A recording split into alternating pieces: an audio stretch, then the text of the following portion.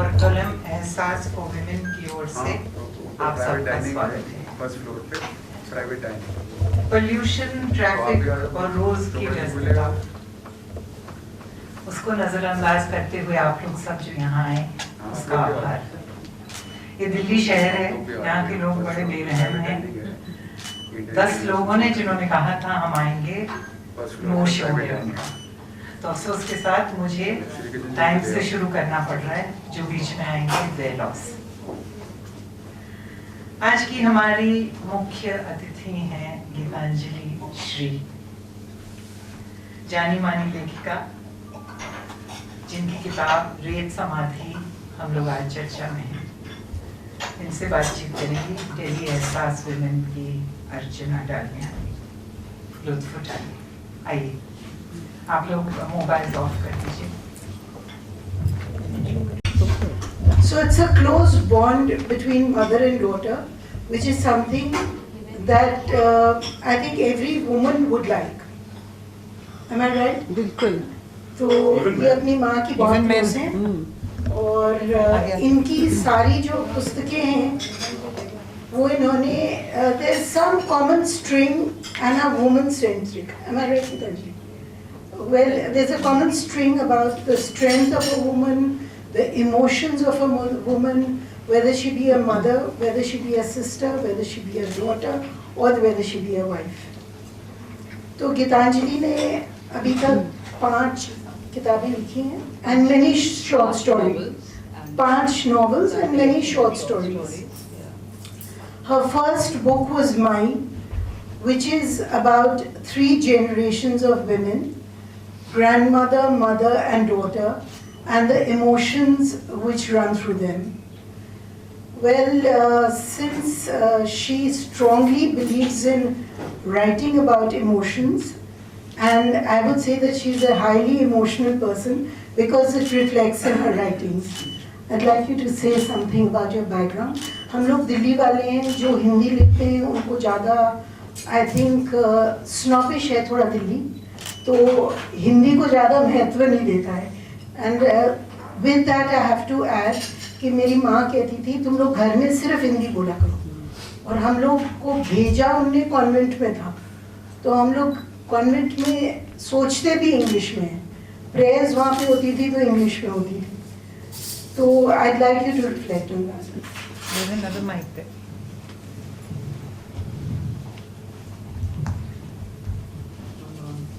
बहुत शुक्रिया अर्चना। और खैर सबसे पहले मुलाकात हुई है, लेकिन मुझे लगता है कि हमारा तार कुछ जुड़ गया, तो ये बातचीत मेरे लिए भी बहुत ही आनंद की चीज़ है। आपने कहा कि मैंने अपनी माँ का नाम लिया, तो मैं एक छोटी सी चीज़ कह दूँ, ये मेरे पिता के खिलाफ कोई मुहिम नहीं थी। मैंने बल्कि कोई फेमिनिस्ट नारा भी उस समय मेरे भीतर नहीं था जब मैंने ये तय किया। बस बहुत ही सहज तरह से मुझे लगा था कि माँ का इतना बड़ा रोल रहा है, इतनी बड़ी भूमिका रही है हम सबको पालने में और हमें पढ़ाने में, और उनका कहीं नाम ही नहीं है हमारे नाम में। तो मुझे ये चीज़ बस गलत लगी थी, और मैंने इसलिए अपना नाम जो है, उनका पहला नाम अपना दूसरा नाम बना दिया था। हाँ, पर ये नहीं था कि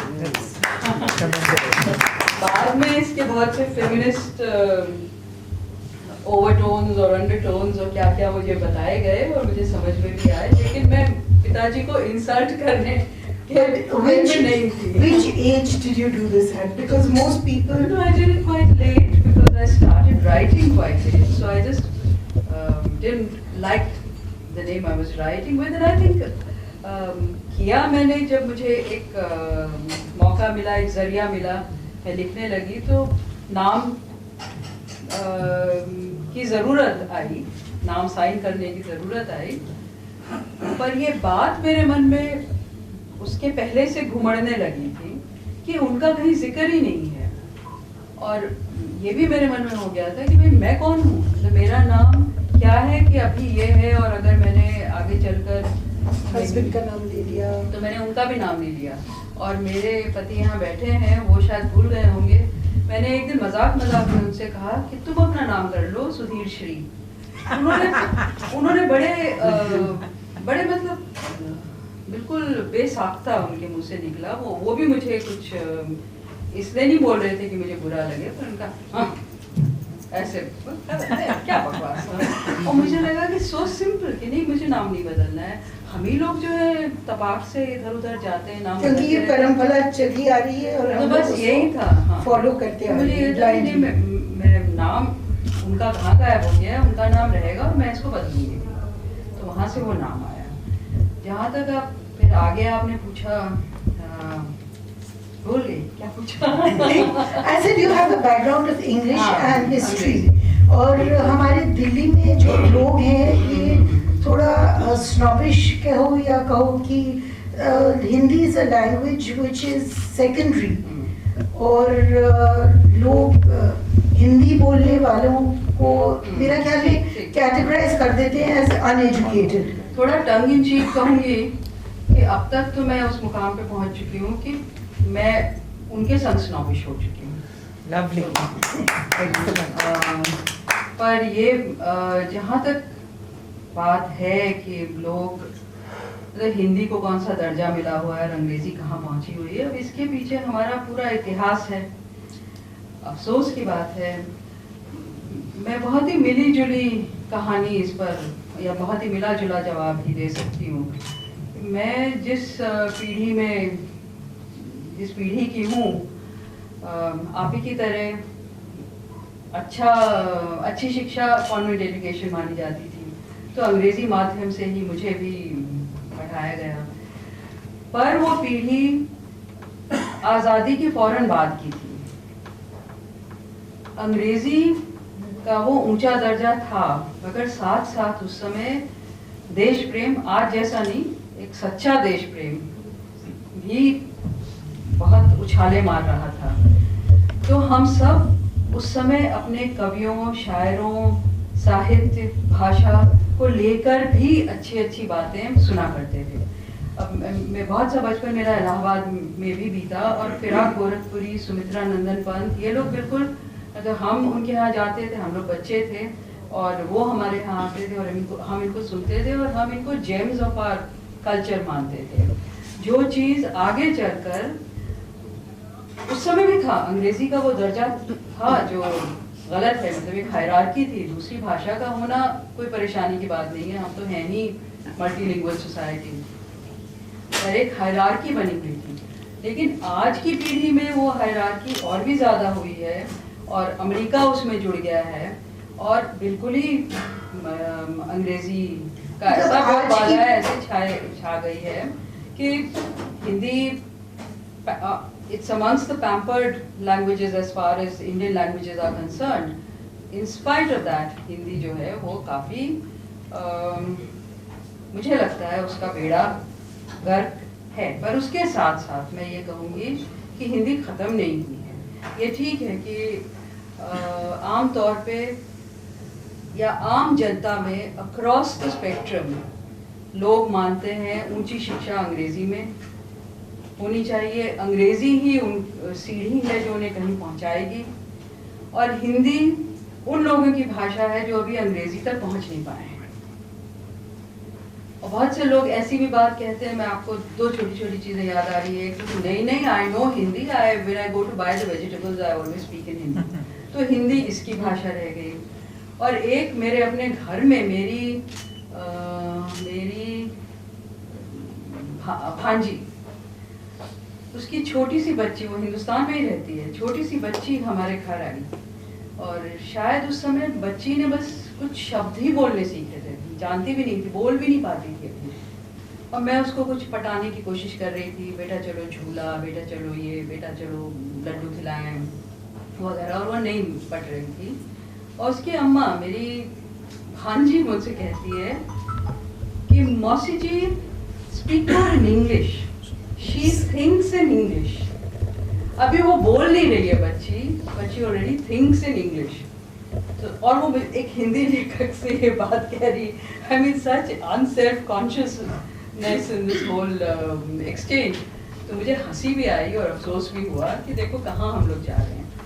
मगर मैं ये भी सोचती हूँ साथ साथ कि जहाँ तक कला और साहित्य का सवाल है, आप देखेंगे कि बहुत से लोगों को ये एहसास हुआ है कि हम कोई चीज़ खो रहे हैं और बहुत से लोग लौटे हैं अपनी भाषा की तरफ, जिसमें शायद हम दोनों भी हैं। और मैं कहती हूँ हम लोग का लौटना ऐसा नहीं है कि हमारे अंदर हिंदी थी ही नहीं, कोई चीज़ जो हमारे अंदर दब गई थी हम उसकी तरफ लौटे और हमने उसको फिर से पाया है, उसको फिर से निकाला है, फिर से संवारा है और फिर से आगे बढ़ाया है। पर आप देखेंगे कि इन क्षेत्रों में हिंदी और हिंदुस्तानी ज़बानें अभी रिवाइव हुई हैं, चाहे नाटक हो, चाहे साहित्य हो, और फिल्मों में तो हम जानते ही हैं पॉपुलर लेवल पे भी, और जो so called art films and off beat films, Hindi के बिना इनका कुछ नहीं चलता है। और इनको समझ में आई है ये बात कि ज़रूरी है अपनी भाषा में अपने को व्यक्त करना। तो अफसोस भी है लेकिन नाउम्मीदी नहीं है। मेरे को तो लगता है आजकल एक थर्ड लैंग्वेज आ गई है जो व्हाट्सएप लैंग्वेज है, जिसमें ना हिंदी है ना इंग्लिश है। ये आपने बहुत सही बात की। पर ये हिंदी और अंग्रेजी के मसले से इतर बात है। ये बात है भाषा के प्रति जो हमारा रवैया हो गया है, जो आज के कॉर्पोरेट कल्चर में अभिव्यक्ति के प्रति हो गया है। एक वो जो इंस्टेंट पफ वाला, इंस्टेंट ग्रेटिफिकेशन वाला, एवरीथिंग क्विकली वाला, यूटिलिटेरियन होने वाला, वो जो चीज़ हुई है वो हमारी भाषा के प्रति एक तरह की लापरवाही, एक तरह की बस इतना ज़्यादा लाग लपेट, इतना ज़्यादा गोल मोल, इधर भटकना उधर भटकना, भटकने का मज़ा ही आज के लोगों को, या एक जगह देर तक ठहरने का मज़ा बहुत से लोग नहीं समझ रहे हैं। पर फिर भी मैं कहूँगी कि मैं नहीं मानती कि अभी ख़त्म हुआ है। अच्छा, आपकी दूसरी किताब का नाम है हमारा शहर उस बरस। I think it has the background of the demolition of the Babri Masjid, am I right? Yeah. So maybe you'd like to enlighten us a little about this book.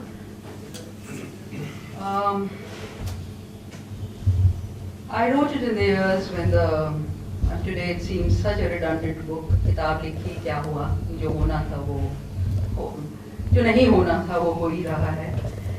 मगर जिस समय ये कार सेवा ने जोर पकड़ी थी, उस समय मेरे जहन में ये किताब आई, और जिस बात ने मुझे परेशान किया था और मेरे जैसों को परेशान किया था, वो ये बात थी कि हम लोग जो अपने को बहुत ही एनलाइटेंड, पढ़ा लिखा, उदार, इस सब से ऊपर समझते हैं, हम लोगों में भाषा बदल रही है। हम लोगों में कोई धीरे धीरे शायद कभी कभी हमारे अनजाने कुछ ऐसे विकार आ रहे हैं कि हम भी इसी तरह की दिशा में बढ़ने लगे हैं। तो ये किताब मैंने इसलिए लिखी कि ये जो हम समझते थे कि पुराने शहर में हो रहा है जो हो रहा है, अनपढ़ों में हो रहा है जो हो रहा है, तो कहीं पे उसमें एक ये लाइन आती है कि दंगे क्या हैं, जहाँ दंगे होते हैं वहाँ खून बहता है, कुछ ऐसा है। दंगे जहाँ होते हैं वहाँ खून बहता है, पर खून तो हमारी रगों में भी बह रहा है, तो वो दंगा यहाँ भी हो रहा है। तो कुछ इस चीज़ ने मुझे उद्वेलित किया था कि ये सब कुछ वहाँ हो रहा है और हम तो बड़े ऊंचे किसी मुकाम पे हैं, हम तो बड़े सेक्युलर हैं, हम तो इन चीज़ों से परे हैं, हमारे अंदर ऐसे भेदभाव नहीं हैं, ऐसे प्रेजुडिसेस नहीं हैं, ये सही नहीं है। और उस चीज़ को लेकर मैंने ये किताब लिखनी शुरू करी, और बहुत ही मुश्किल लगी थी मुझे ये लिखना, क्योंकि इस पर हम लोग सब इतना बोलते हैं, सबको मालूम है, सेक्युलर लाइंस मालूम है, नॉन सेक्युलर लाइंस मालूम है, सब लाइंस हमको मालूम है, तो इसको कैसे लिखा जाए। तो मैंने जो मेरी कोशिश थी उसी में ये फॉर्म इवॉल्व हुआ कि कोई एक स्क्राइब है जिसको डिफाइन नहीं करती है, ना ऑथर डिफाइन करती है ना किताब इस बात को खोलती है कि what exactly is a scribe? Is it a physical character or is it just a notion or a technique? तो ये स्क्राइब बस महसूस करती है कि हवा में कोई एक अर्जेंसी है, कुछ है जो बहुत ही ज़रूरी है इसको पकड़ना, पर जो समझ में नहीं आ रहा है। तो स्क्राइब को ये लगता है कि समझने की अगर कोशिश करूँगी तो ये वक्त निकल जाएगा और इसका गवाह निकल जाएगा, और हम शायद कुछ अगर हम संभाल सकते हैं वो मौका निकल जाएगा। तो स्क्राइब तय करती है या करता है या कौन है पता नहीं, वो ये तय करती है कि जो हो रहा है बिना समझे मैं उसको लिखती चली जाऊँगी। जो मुझे दिखा, जो मैंने सुना, जो मेरे मन में आया, तो मधुमालती खिल रही है, मधुमालती खिल रही है।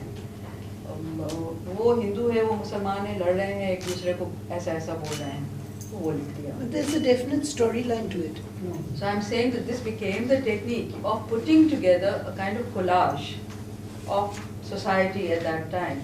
And of course, you put together the pieces, they look disparate pieces, but they actually make sense if you put them together, and it is a very disturbing reality which is coming to the fore. और उसी में ये demolition का जिक्र आता है, but that doesn't become the main plot. My main concern in the main story is about the changing attitudes, the slowly sort of the kind of worming in of prejudices in minds which one thought were free of it, and the pain of that. I think I just believe that this Hindu-Muslim thing has been carrying on ever since partition, and there's a deep psyche which will never be able to accept them as part of us. The Hindus will never be able to, and the Muslims, of course, have their own prejudices. Maybe the educated lot is different, but if you go down to the rural part of India, I think they and politicians have made it worse by keeping this fire alive.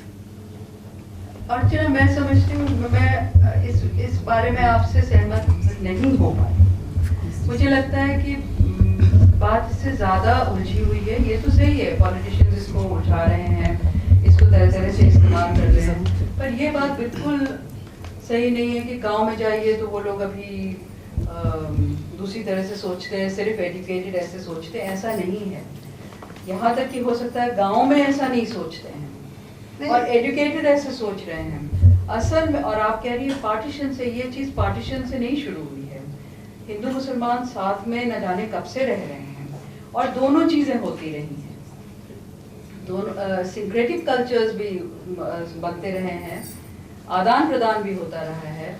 बहुत सी जगहों में ऐसी, जैसे गुजरात, हम लोग काफ़ी साल गुजरात है, गुजरात में ऐसी कम्युनिटीज़ हैं जिसमें कि दोनों तरह के कस्टम्स हैं और फेरे भी होते हैं और निकाह भी होता है। That's exactly what I was trying to tell you, कि आज भी अगर हिंदू लड़की और मुसलमान, जो आपकी एक और किताब में है about Hindu and a Muslim getting married, so when it comes to searching for maybe a groom for a daughter, you wouldn't look at a Muslim boy or you wouldn't openly accept a Muslim boy because the cultures are different and they've been over the years, that has deepened. You wouldn't accept groom from another caste as well. Right. तो वो तो हमारे समाज बहुत से divisions पे बना हुआ है, but those divisions have been transgressed in all sorts of ways all along. दोनों बातें होती I think रही हैं। that's a book of yours which talks about this, right? हमारा शहर ही है सबसे ज़्यादा उसी में है, लेकिन मैंने कुछ कहानियाँ भी लिखी हैं। It's a theme close to my heart. मैं यूपी में पली बढ़ी हूँ और यूपी का ये बहुत ही मिक्स्ड कल्चर रहा है, मैं उसी में बढ़ी हूँ। उर्दू मेरी ज़बान में, मैं तो कहती हूँ हिंदुस्तानी है मेरी ज़बान, मैं उसी में बड़ी हूँ। हमारे घर में आना जाना सबका रहा है, हर कम्युनिटी का रहा है, और प्रेजुडिसेस भी मैंने सुने हैं, उस सब के साथ में। Your third book is Tirohit. It's a very interesting kind of a title that you have. And Tirohit का मतलब आप शायद ऑडियंस को समझा देंगी तो बेटर रहेगा। हाँ, पता नहीं है कहाँ से किसी ने मुझसे कहा ये क्या नाम आपने रख दिया, तिरोहित, इसका पुरोहित इस तरह का नाम लग रहा है, लेकिन उतना भी अनकॉमन नहीं है। उसके बाद मैं जगह जगह इसको पढ़ती हूँ। तिरोहित है किसी चीज में जैसे जज्ब हो जाना, कि वो समाज की उसी में गायब हो गए। हाँ, तो वो गायब हो जाना, तो वो अंधेरे में तिरोहित हो गए। वो जाते जाते फिर उनकी छवि जो है अंधेरे में तिरोहित हो गई। हाँ, सबमर्ज्ड। हाँ, तो मेरे मन में शायद ये शब्द आया था, ये कहानी बन गई दो लड़कियों की दोस्ती के बारे में, और मेरे मन में आया था कि लड़कियों की कहानी और लड़कियों की दोस्ती, इस तरह की चीज़ें हम लोगों के ज़हन से में तिरोहित हो चुकी हैं, हम उसको देखते ही नहीं हैं, अंधेरे में तिरोहित हो गई हैं।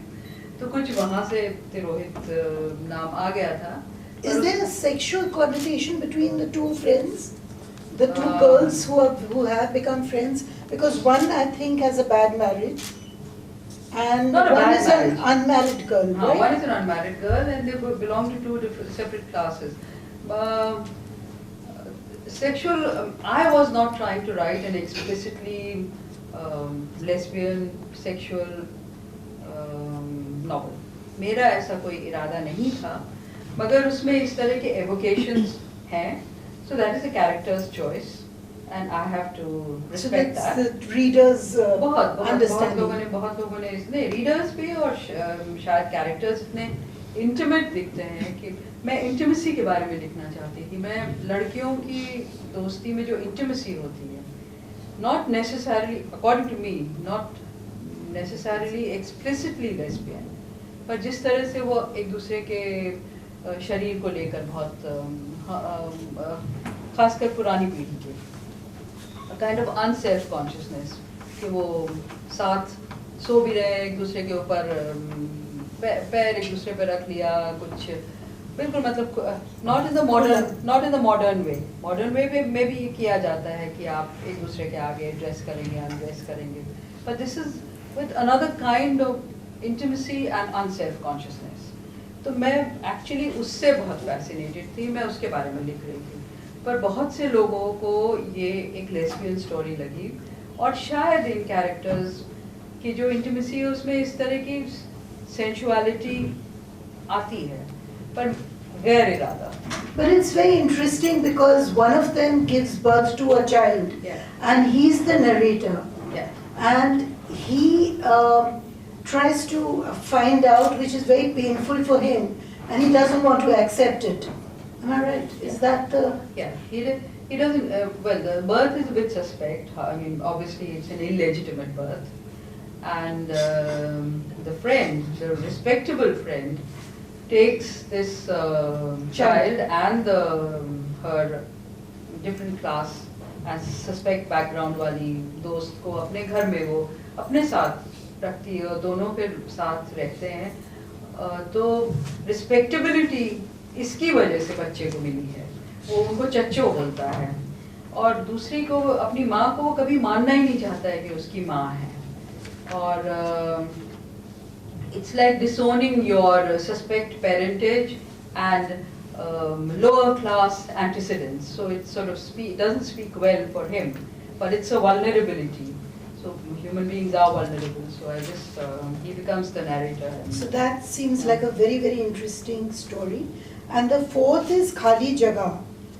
Now this is again about terrorism and a bomb blast in a university. The theme is really interesting because it's very topical, and there's one child who's a survivor.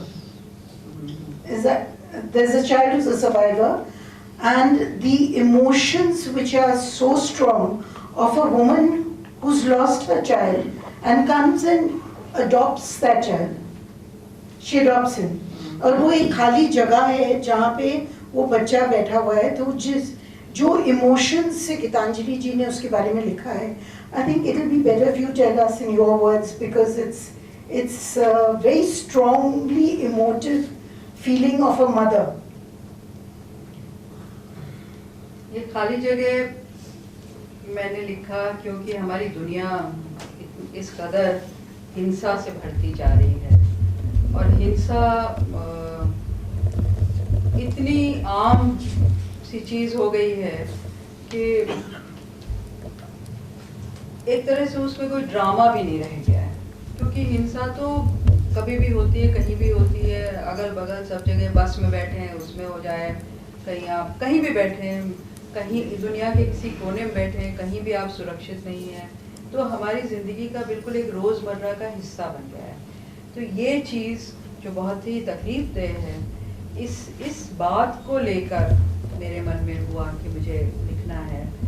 और मैंने लिखा, और इसमें मैंने किसी भी पात्र को कोई नाम नहीं दिया है, क्योंकि ये कहीं भी हो सकता है। किसी शहर का भी नाम नहीं है कि ये कहीं भी हो सकता है। ये इजराइल भी हो सकता है, ये ज़ाहिर है, मतलब मैंने हिंदी में लिखा है और हिंदुस्तान को जानती हूँ, तो समोसा और गुलाब जामुन ये सब चीज़ें आ जाती हैं और कुछ इंडिकेटर्स बन जाते हैं कि ये समाज है।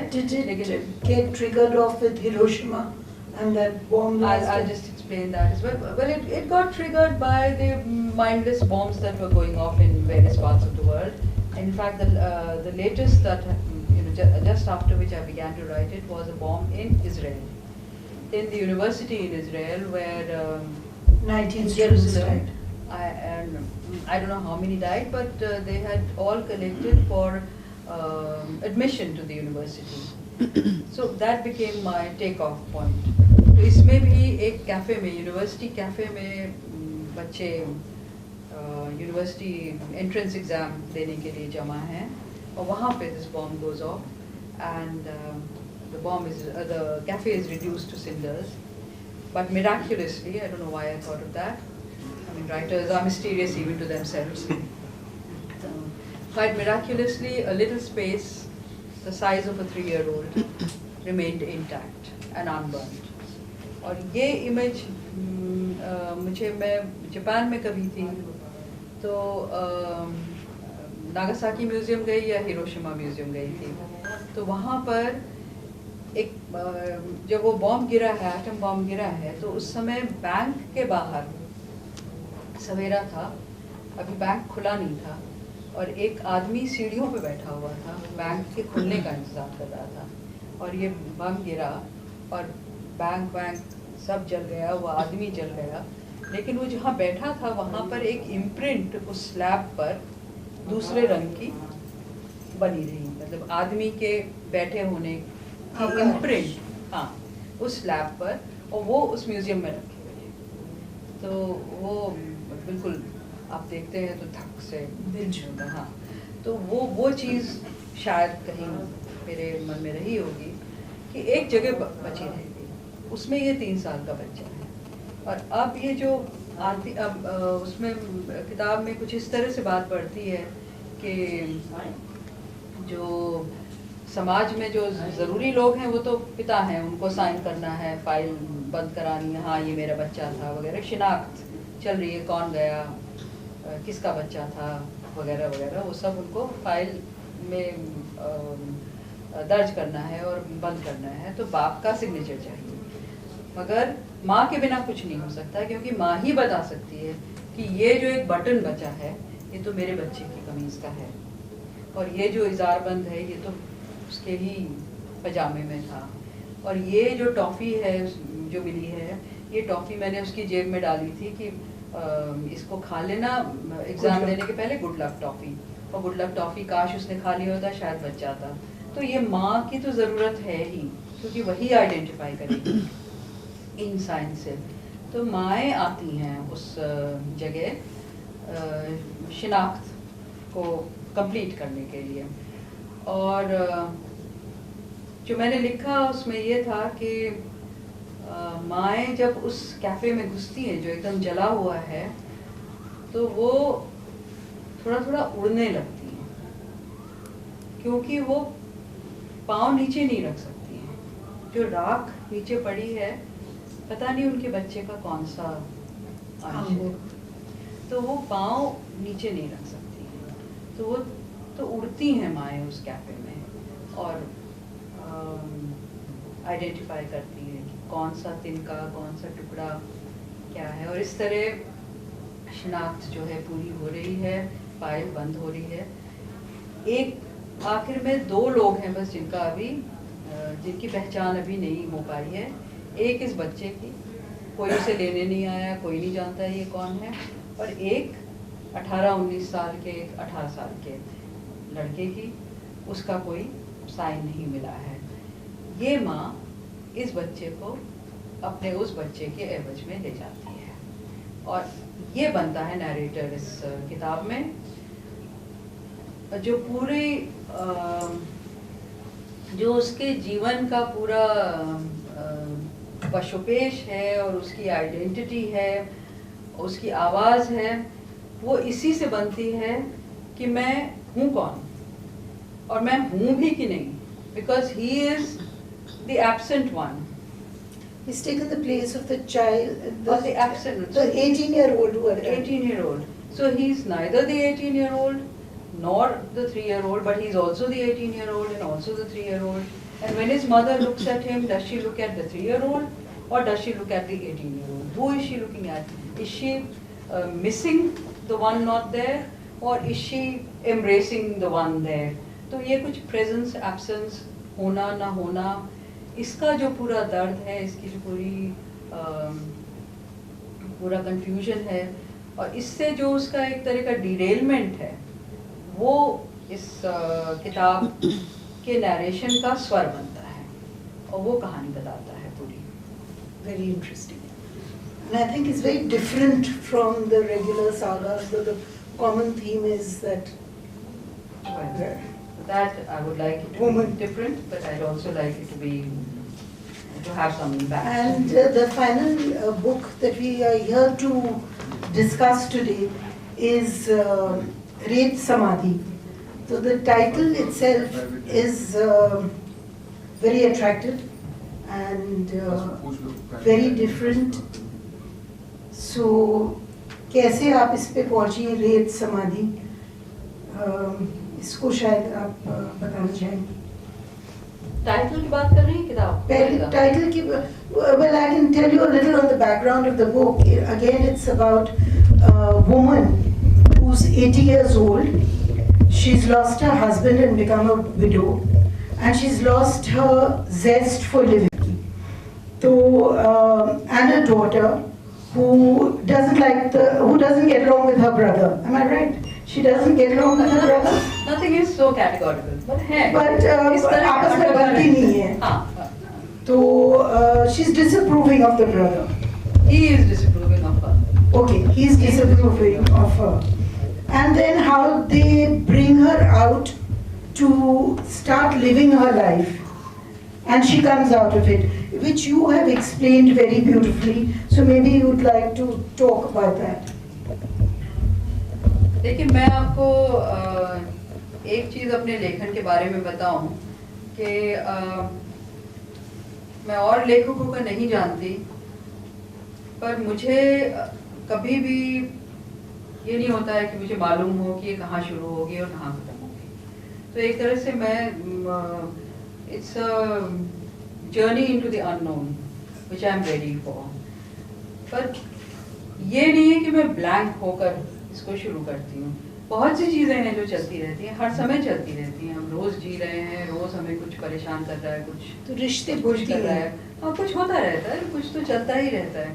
मैं चाहती हूँ कि मैं फिर अपने को एक ऐसे जगह में ठहरा पाऊँ कि अपने आप इनमें से कोई चीज़ मुझको पकड़ ले। ये नहीं कि मैं सोचूं अरे इस समय मुझे बाबरी मस्जिद पे ये लिखना है, मैं पीछे पीछे दौड़ना करूँ। अक्सर मेरी कोशिश होती है कि ये ना हो, मैं जो हूँ अपने को बहुत ही क्या कहते हैं, बहुत ही अवेलेबल छोड़ूं, बहुत ही एक समाधि में आ जाऊँ, एक शांत में आ जाऊँ और ये जो चीज़ें हर समय मेरे भीतर और बाहर घुमड़ रही हैं, ये ऐसी चलते चलते फिर इनमें से कोई एक चीज़ मुझ में उतरने लगे और उसको मैं लेकर चल पड़ा। तो रेत समाधि जब मैं लिख रही थी तो इसी तरह से, जैसे मैंने पिछला आपको बताया था कि वो छत को लेकर मेरे मन में तिरोए चलने लगी। तो इसको आपने जैसे बताया, ये औरत 80 के कगार पे है, घर में ये माँ है, दादी है, बूढ़ी औरत है, इसके पति अभी गुजर गए हैं और ये जाड़ों के दिन हैं और ये बिस्तर में पड़ी रहती है और ठिठुरती रहती है। और जब सारा परिवार आता रहता है, संयुक्त परिवार है, सब आते हैं उसको लुभाना चाहते हैं कि अम्मा आओ, जीवन को मतलब ये ऐसे बेजार कैसे हो गई कि पति गए और ये भी जैसे चली गई, अभी तो जीवन इसका बाकी है। अम्मा आओ ना, अच्छी धूप है, अम्मा आओ ना, फूल खिले हैं, अम्मा आओ बताओ ना चीला कैसे बनाते हैं, तुम उसमें ये मूंग दाल वाला कैसे बनाती हो। तो तरह तरह से उसको निकालने की कोशिश कर रहे हैं और वो कहती नहीं मैं नहीं उठूंगी, और वो पीठ कर लेती है उनकी तरफ हमेशा। तो पीठ करे रहती है कि नहीं बस नहीं उठना है उसको। तो ये जो पीठ है, बल्कि इसका पहला सेक्शन उसका नाम ही है पीठ। तो मुझे ये छवि धीरे धीरे थोड़ा मुझको हॉन्ट करने लगी कि एक औरत है, उसने पीठ कर लिया है, जीवन की तरफ पीठ कर लिया है, उमंग कोई नहीं उसमें बची है। और धीरे धीरे मुझे लगने लगा, मेरे ही अंदर एक जिज्ञासा जैसे पैदा होने लगी कि ये पीठ किसकी तरफ उसने करी है, क्या वाकई वो अब नहीं जीना चाहती है, या इस जीवन की तरफ पीठ की है, या इन लोगों की तरफ पीठ की है, चीला और चूल्हा और चौके की तरफ पीठ की है, क्या चीज़ हुई है। तो यहाँ से चलने लगी वो बात और धीरे धीरे जो खुलती गई तो यही कि वो जीवन से बेजार नहीं है, वो जीवन जिएगी और फिर से जिएगी और अलग तरह का। There's a very beautiful thing that you've written about this. Maybe you'd like to read it to the audience. I'd like to. That's a very beautiful. Okay, just a small section. वैसे तो जीने में कोई दिलचस्पी नहीं रही, ये तो छोटा सा पढ़ी।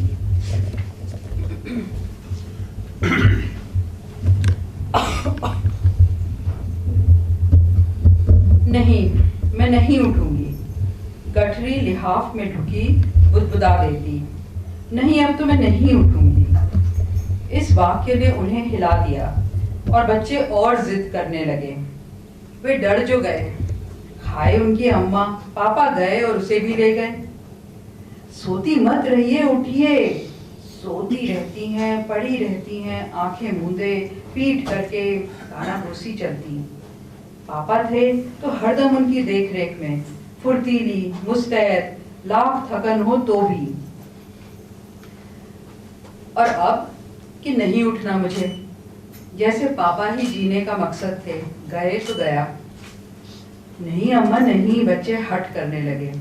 बाहर देखो, धूप खिली है, उठो, उठाओ, छड़ी टंगी है, चूड़ा खाओ, मटर पड़ी है, पेट बहा है, राई भकाओ। नहीं, नहीं, माँ गुनगुना जाती। थकी बेचारी, अकेली हारी, उसे उठाओ, उलझाओ, उसका मन लगाओ।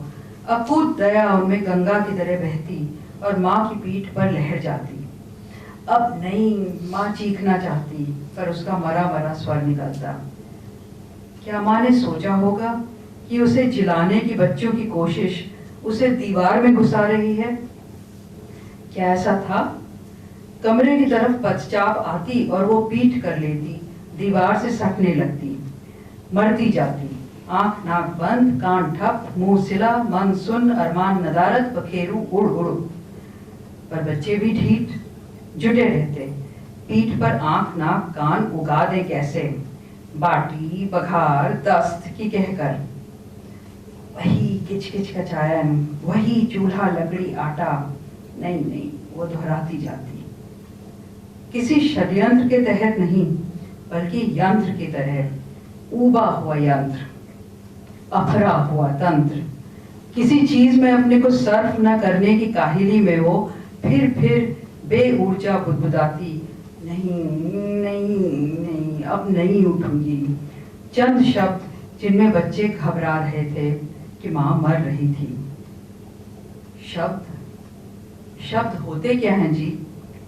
ध्वनि, जिसमें वे अपने मतलब झुला देते हैं, जिनका कोई प्रमाण नहीं होता, अपनी राह निकल लेते हैं, मरते तन और मन के अवसाद से उपजे अपने मतलब का उलट मतलब पकड़ लेते हैं। बोया बीज खजूर का, खिला वहां गुड़हल, अपने ही संग दंगल, अपने ही खेल में रत, अभी नहीं उठूंगी कि डर और मर्ज से कौन खेल रहा था। यांत्रिक ये शब्द तांत्रिक हो चले और माँ कह वो रही थी, पर वो था कुछ और या हो गया, इच्छा या बेमकसद लीला। नहीं नहीं मैं नहीं उठूंगी, अब तो मैं नहीं उठूंगी, अब तो मैं नहीं उठूंगी, अब तो मैं नहीं उठूंगी, अब मैं नई उठूंगी, अब तो मैं नई ही उठूंगी। वाह, बहुत बहुत अच्छा। आपको तो दास्तान। Is also a tailor, and some old associate of hers, which gets, I think, the daughter a little jealous of her relationship, of the mother's relationship with the eunuch. Is that what the See, there is no simple storyline to it? and no simple answer to it either. काफी involve तरह की story है। जैसे आप देख रहे हैं, किताब छोटी नहीं है, तो उसमें बहुत दिशाओं में जाती है, बहुत भटकन है उसमें, जिसका मुझे उम्मीद है कुछ मज़ा भी है।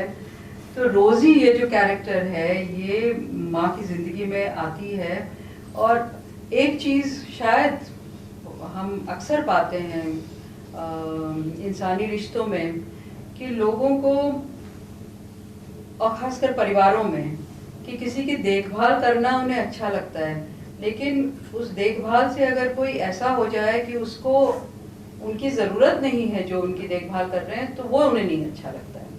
तो बेटी ये समझ रही है कि भाई माँ को मैं फिर से जिला रही हूँ, उसको मैं तो बिल्कुल मॉडर्न हूँ, भाई की तरह कंजर्वेटिव नहीं रही, तो मैं तो माँ को वो चीज़ें करने दूंगी जो भाई के घर में वो नहीं कर सकती थी। हिजड़ा से वो दोस्ती रखना चाहती है, तो वो भी मेरे यहाँ जायज़ है। तो बेटी तो अपनी नज़र में खुद ही ऊंची हो रही है, लेकिन धीरे धीरे उसको लगता है कि माँ की ज़िंदगी में और माँ के बहुत से डिसीशंस में वो तो है ही नहीं, माँ को उसकी ज़रूरत ही नहीं है, माँ तो अपनी ज़िंदगी जी रही है। और ये चीज़ उसको ख़ास पसंद नहीं आती, खल रही है, और इसलिए वो ईर्ष्या नहीं सीधे से कहूँगी मैं, लेकिन एक तरह का irrelevance. हाँ, that I'm irrelevant to the story, I'm outside the story. तो वो कुछ उस तरह से देखती है, और वो बहुत सी चीज़ें समझ भी नहीं रही है कि ये माँ आखिर जा किस तरफ रही है, और उसका क्या रिश्ता है इस रोज़ी से। रोज़ी ही मिली उसको दोस्ती के लिए। तो ऐसी चीज़ें हैं, वो बढ़ते बढ़ते बहुत चीज़ें खुलती हैं, और इसमें है भी, जो पढ़ेंगे उनको पता चलेगा। मैं उम्मीद करती हूँ कि आप लोग पढ़ेंगे। So we want to open the mystery of Rosie. Not just Rosie, but I think there is a lot more to it about how the mother wants to. Rosie, I'm going to tell them that she dies, and then the mother wants to fulfill the last wish of Rosie. Rosie was a character from Pakistan. yeah. So the mother goes to Pakistan, and then the story takes a different turn of how she has a husband over there. आप तो सब So बता रही नहीं, अब मैं नहीं बताऊंगी, अब इन लोगों को पढ़ने को छोड़ दूंगी, बल्कि मैं I'm going to leave it open to the audience and let them ask the questions and let them find the interest after all we've told in reading the book. I'll also say something. अच्छा, सबसे पहले तो I think हम जिसका होगा उसी को benefit सारे मिलेंगे। हिंदू मुस्लिम शादी होगा, कोई गवर्नमेंट कोई बेनिफिट ऐसा क्रिएट कर दे तो इस बार सारे मसले दूर हो जाएंगे, कम से कम ठीक हो जाएगा। भाई तुम सच में मुसलमान हो? पूरी तरीके से आपने बहुत अच्छी बातें कही, पर देखिए जहाँ तक लेकिन मैं आपको बताऊँ, इश्क भी होते लोग डरते हैं। हमारे बच्चे डर का दुनिया दौर में है, या मतलब हम लोगों के मुस्लिम सोसाइटी के बच्चे जितने भी फ्री हो जाएं या इवन हिंदू सोसाइटी में, उनके दिल में एक हिच रहती है कि अगर हम दूसरे मजहब के, कितना ज्यादा ये एफर्ट का काम है, ये कितना मुश्किल का काम है। अगर हम अपने पेरेंट्स से जाके ये कहेंगे कि नहीं हमें किसी दूसरे मजहब के बच्चे लड़के से शादी करनी है या लड़की से शादी, इतना ज्यादा वो डिफिकल्ट रास्ता है कि आधे लोग तो पहले ही डर जाते हैं। अब उसमें कोई बिल्कुल ही मजनू वाले लेवल की वो रखते हैं या रोमियो जैसी उनकी खसलत होती है, तो वही आगे बढ़ने की हिम्मत कर पाते। वो होएंगे, वो नहीं, आपने नहीं खत्म कर सकते हैं। अभी डर का दौर है, वो बात सही है, लेकिन हिंदू मुसलमानों की शादियां और डर अलग जातियों में भी शादी को लेकर हुआ है। और ये जो हमारे क्या खाप वाला, जी जी, ऑनर किलिंग, वो तो हिंदू मुसलमान की बात नहीं है, तो इतना भयानक रूप उसका रहा है, अभी भी है। लेकिन ये चीज़ कभी नहीं रुकने वाली है, और इसमें भी है, प्रेम समाधि में भी है, और हमारे चारों ओर है। हमारे हजारों मित्र हैं ऐसे जो अलग अलग जातियों के भी हैं और हिंदू मुसलमान भी हैं। हमारे ढेरों मित्र ऐसे हैं, और हम ढूंढ ढूंढ के नहीं निकले थे कि ऐसे ही मित्र बनाएंगे, हैं ही हमारे, मतलब हमारे समाज में भरे पड़े हैं ये सब। तो इसको लेकर तो इस पे तो इनका कोई जोर नहीं है। हाँ, डर का माहौल, हम बोल रहे हैं, हमें उसी का ही नहीं मालूम कि क्या होने वाला है। अभी मैंने कुछ कहा कि अब जो हो रहा है वो तो गलत ही हो रहा है, मैंने कहा ओहो, आज मैं बोल रही हूँ, इतनी सी बात है, अभी कुछ कहा भी नहीं मैंने, क्या मालूम, मतलब इससे बड़ी बड़ी बातें जिनको बोलनी पड़ती है, अभी वो क्या माहौल चल रहा है उसका, वो तो अलग चीज़ है। दूसरी जो आपने बात कही कि मस्जिद के प्रति जो उदार मुसलमान हैं वो क्या कर सकते थे, डिग्निफाइड उनका एक रवैया हो सकता था। तो इस पर अयोध्या को देखते हुए पर इस पर मैं ये कहूँगी कि देखिए, डिग्निफाइड रवैया तो हिंदुओं का भी हो सकता है। यही है ना कि जो दोनों डिग्निफाइड लोगों को मौका कहाँ दिया जाए। जी जी, एग्जैक्टली। हाँ, ये वो सारे लोग हैं जिनको ना पूजा करनी है ना नमाज पढ़नी है, वो है ना कि, और इसमें इसके पीछे मकसद ना मंदिर है ना मस्जिद है, एक तरह से इंसल्ट है टोटली दोनों की तरफ। That is why it is so objectionable. अगर आपका इरादा है दूसरे को नीचा दिखाना, हम दबा के रखेंगे, तो इसमें ये चीज है जो गलत है। वरना तो वो क्या ट्रिपल तलाक वाली बात, जी भाई, आप हम सब कहेंगे कि हाँ ये खत्म होना चाहिए, बिल्कुल, लेकिन कौन खत्म कर रहा है और क्यों खत्म कर रहा है, उसके पीछे भी पूरा पॉलिटिकल एजेंडा हमें नहीं चाहिए। आप हमें बताएं आकर कि ऐसे करो, और हम कर रहे हैं देखो, और तुम नहीं कर पाए और हमने देखो इनको ठीक कर दिया, ये चीज़ है। और ये सब जो मुसलमान हैं, जो ये वो वाले मुसलमान हैं ना जिनकी सिर्फ एक टेम्परेचर जो है ना वो बढ़ा हुआ है, कि वो जो है ना कि मस्जिद तो बना ली पल भर में ईमा की हरारत वालों ने, मस्जिद तो बना ली पल भर में ईमा की हरारत वालों ने, मन अपना पुराना पापी था, बरसों में नमाजी हो न सका। क्या बात है, बहुत खूब, बहुत खूब। I was reading somewhere that the people who are fighting about the Gita and the Quran have read neither. जो लोग इसके बारे में इसका इशू बना रहे हैं, उन लोगों ने ना गीता पढ़ी है ना कुरान पढ़ी है, और इसको बोल के उसका इतना बड़ा। आई थिंक एक चीज जो है जहाँ पे डिग्निटी थोड़ी अभी दिख रही है is in the fact that कहीं पे ये इतना बड़े, there is some dignity left, there is some dignity in most communities। बहुत ज़्यादा लॉबिंग चल रही है इतने दिनों, जो भी है, लेकिन डंडा भी हो जो भी हो, फिर भी जो देखिए lobbying I would like to say something कि ये लॉबिंग बहुत दिनों से चल रही थी इंटरनल मुस्लिम सर्कल्स में, जो मेजर मुस्लिम ऑर्गेनाइजेशन है जैसे कि अलीगढ़ मुस्लिम यूनिवर्सिटी, बहुत दिनों से उनके पूरे ये एजेंडा पे था, और हम लोगों को सब एलुमनाई स्कूल जो कि अलीगढ़ एक मेजर हब है इन सब चीज़ों का, और लाइक मुस्लिम इंटेलेक्चुअल्स का, उन सबको पूरे वक्त मेल्स आ रही थी। पिछले 2 महीने से हम लोग मेल्स रिसीव कर रहे थे, और हम लोग उसके ऊपर पेटिशन साइन कर रहे थे कि वी आर, मतलब ये यहाँ तक बात थी कि सुप्रीम कोर्ट के वर्डिक्ट आने से पहले ही बात कर दी जाए, लेकिन उसमें भी एक मुस्लिम इसका एक छोटा सा तबका था, वो पूरी इसके खिलाफ होने पे लगा हुआ था कि नहीं, ऐसा जो लोग कहेंगे तो उसका ये मतलब हम लोग नहीं मानेंगे इस चीज़ को लेकर। लेकिन ये पूरे इंटेलेक्चुअल सर्कल्स में बात चल रही थी, और आई थिंक उसी की वजह से ये जो बाद में इसका रिएक्शन है वो भी काफ़ी माइल्ड है, which is a very good thing. Hindi honours की, एंड मैं आज तक हमने लेखकों के बारे में पढ़ा है, जाना है, बट मैम यहाँ आपके सामने आके आपकी बातें सुन के ma'am I am literally ma'am बहुत अमेज हूँ। बट मैम जैसा कि हम जान रहे हैं कि मैम धीरे धीरे हिंदी का जो वैल्यू थी वो ख़त्म होती जा रही है, और आपने जैसे कहा भी कि हिंदी लैंग्वेज आजकल लोग व्हाट्सएप लैंग्वेज जो यूज़ करें, तो हम आने वाले भविष्य में आप हिंदी का क्या स्वरूप देख रही हैं कि आने वाले हिंदी भाषा का क्या होने वाला है, या हम लोग किस तरीके से हिंदी भाषा का प्रयोग करने वाले हैं? इस पे तो नहीं जवाब दे सकती हूँ, और मैं नहीं जानती हूँ, मेरे ये एक्सपर्टीज नहीं है। मुझे लगता है कि भाषा खतरे में है। व्हाट्सएप से हिंदी नहीं, भाषा खतरे में है। हमें और हमारा पूरा जो रवैया हो गया है अभिव्यक्ति के प्रति, वही ऐसा हो गया है, एक थोड़ा casual, careless, shortcut, don't waste time, come to the point. अब पुराने हमारे जो हमारी दादी नानी की जो पीढ़ी थी, वो दादा नाना भी, वो जो उनका जो बताने का ढंग था ना, एनेक्डोट में एनेक्डोट, किस्से में किस्सा। आज आप ये सब करने लगे तो कहेंगे कि यार ये वक्त बर्बाद कर रहे हैं। तो ये ज़माना कुछ जल्दबाजी का हो गया है।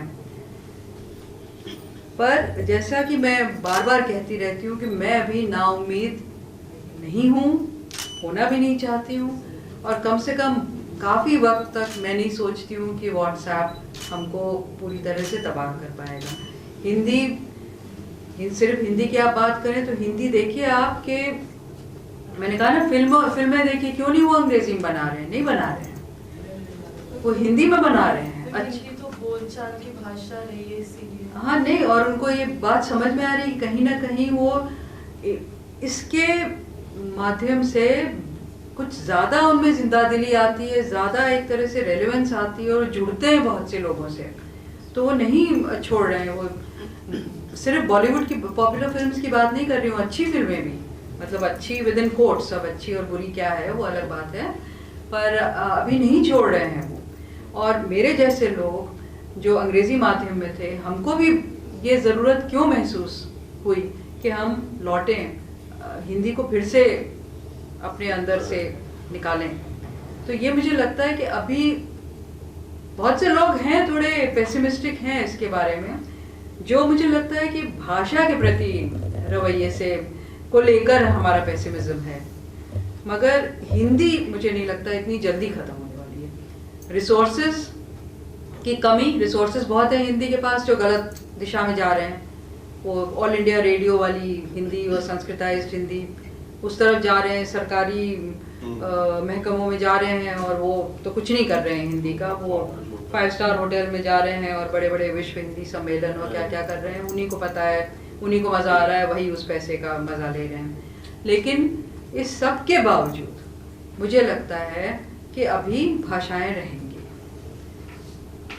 है खतरा, पर हम बहुत से लोग इस चीज़ को महसूस कर रहे हैं, और बहुत से लोग इसके खिलाफ आवाज़ भी उठा रहे हैं, काम भी कर रहे हैं। मेरा कहना है, भारतीय भाषा अभियान एक टीम बनी हुई, वैसे सुन जाइए आप, भारतीय भाषा अभियान एक टीम बनी हुई है, उसने एप्लीकेशन दे दे के सुप्रीम कोर्ट के सारे जजमेंट अब हिंदी में भी होंगे। हम लोग यहीं बंद कमरे में करेंगे, करने के लिए नहीं, केवल बात करते हैं हम लोग। आपने तो कम से कम मसला दे दिया, इसमें हम लोग यहाँ आते हैं तो कुछ उस पर करें भी तो अच्छी बात है। आप लोग जैसे लोग लिखते हैं, कम से कम इसमें एक टीम तैयार होना चाहिए जो इस चीज़ को फैलाए कि हमारी भाषा हिंदी कमज़ोर नहीं है। पहले की जो भाषा है, हम इंग्लिश पर डिपेंडेंट क्यों रहेंगे, नंबर 1। नंबर 2, मैं एक छोटा सा पॉलिटिकल पार्टी से हूँ, तो मैं कोई कहता नीतीश कुमार ये नहीं किया, मोदी ये नहीं किया, कांग्रेस पार्टी ये नहीं किया, कोई छोड़ो ना यार, मैं पीएम बनूंगा तो कर दूंगा, कुछ तो छोड़ने दो। जस्टिस बीपी सिंह हमारे सुप्रीम कोर्ट में जज थे, एक लेक्चर सीरीज में बोले, always prepare brief with your senior. When your senior is not able to come before the court, and he is in another court, at that time argue the brief. It is senior's misfortune, your fortune. तो उसके लिए हमें तैयार करना पड़ेगा एक team, तब जाके हर हिंदी भाषा का स्पीड से होगा। आखिर भारतीय भाषा अभियान किनका चलाया हुआ है? उन्हीं लोग का चलाया हुआ। उन्होंने पकड़ लिया और करवा लिया सुप्रीम कोर्ट से। तो मौका तो हम ही लोग देते हैं इनएक्शन की वजह से। अगर हम एक्शन में आ जाएं तो कोई क्यों कर लेगा? अगर मेरी बातें बुरी लगी तो मैं माफी मांगता हूँ। नहीं क्या बात है। लेकिन आप हम महरूम नहीं रह सकते और लोगों को अलग नहीं रख सकते हैं, और जो बहुत ही ज़ोरदार है। तो चीज़ें बहुत आई हैं सामने। अब ये अलग है कि हम मतलब बहुत सी चीज़ें इसमें जुड़ती हैं। मार्केट के जो खेल हैं उसमें इसमें से कितने एक सच्ची मुहिम है, कितने एक शोशा बन जाता है, क्या क्या हो रहा है, वो सब अलग बातें हैं और लंबी बहस है। मगर हिंदी अभी ख़त्म नहीं हुई है, दूसरी भाषाएं अभी ख़त्म नहीं हुई हैं। जल्दी मैं नहीं मानती और ना मानना चाहती हूँ कि ख़त्म नहीं। और कम्प्लीटली जैसे कि उर्दू प्रिजर्व करी गई है पूरी तरीके से in its entirety, poetry and literature, इसी तरीके से हिंदी का सारा प्रिजर्व करने का कंप्लीट उसी लाइन के ऊपर प्लान है। लिखा था किसी ने उसमें कुछ अपना देने को, और फिर पता नहीं वो बात कहीं पे शायद थमी रह गई। जी, तो अब वो शुरुआत सब अब शुरू हुई है। लिखता से जैसे 4-5 साल में सारा ही तकरीबन उर्दू का लिटरेचर प्रिजर्व हुआ, इसी तरह से हिंदी का होगा। और फिर वो इतनी अच्छी तरीके से जब डिजिटाइज्ड वे में आज के ज़माने में होगा तो यंगर जनरेशन और सारे लोग उस पर जाएंगे। तो I think it's another step towards propagating the language and preserving it's heritage. Also, language is it's completely organic, और उसको कोई ना तो रोक सकता ना उसको जबरदस्ती किसी पे ठूस सकता। मतलब ये काफी सारे गवर्नमेंट ऑफिसेज में एक होता है पखवाड़ा, हिंदी पखवाड़ा, which is essentially that for that 1 week or 1 month they have to, all the files have to be moved in Hindi and everything. And so I was, some officer friends of mine, they were saying कि हम तो कोशिश करते हैं कि इस हफ्ते में हम छुट्टियां ले लें, कि हमको we are not like forced to do this kind of things because we are not so proficient in the official language, because it's not spoken Hindi, it's that other kind of very formal Hindi. शुक्रिया अदा करने से पहले मैं चाहती हूँ ये cricket match तो नहीं है, लेकिन आज के man of the match, sorry woman of the match Huma Mirza खड़ी हो जाएं और इनको हम लोग सब स्टैंडिंग ओवेशन दें।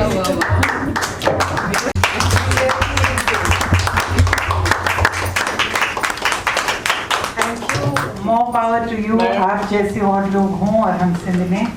और Prabha Khaitan foundation, Dinesh Nandini foundation, Kalam Ehsaas for women की ओर से आप सब अपना दैनिक जागरण को भी तहे दिल से शुक्रिया।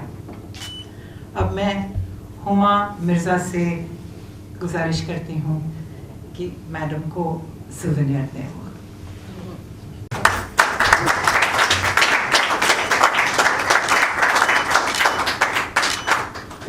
विश्वजीत